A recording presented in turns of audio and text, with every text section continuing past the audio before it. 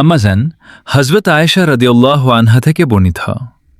একবার রাসূলুল্লাহ সাল্লাল্লাহু আলাইহি ওয়াসাল্লাম তার ঘরে এলেন। তখন তার কাছে এক নারী বসা ছিলেন।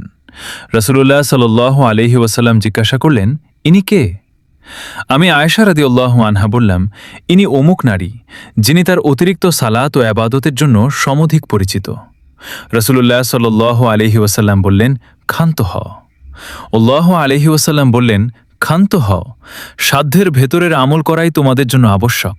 আল্লাহর কসম, তোমরা আবাদত করতে করতে ক্লান্ত হয়ে পড়লেও আল্লাহ তাআলা ক্লান্ত হন না। আর রাসূলুল্লাহ সাল্লাল্লাহু আলাইহি ওয়াসাল্লামের কাছে সবচেয়ে প্রিয় দিন বা আমল ছিল তাই, যা আমলকারী নিয়মিত আদায় করে।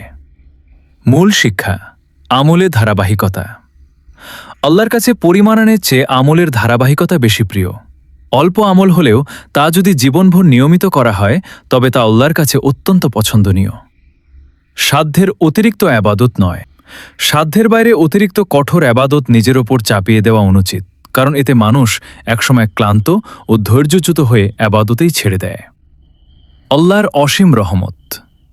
মানুষ আবাদত করতে করতে পরিশ্রান্ত হতে পারে, কিন্তু আল্লাহ তাআলা বান্দাকে সওয়াব ও সুফল দিতে কখনো অপারগ বা ক্লান্ত হন না।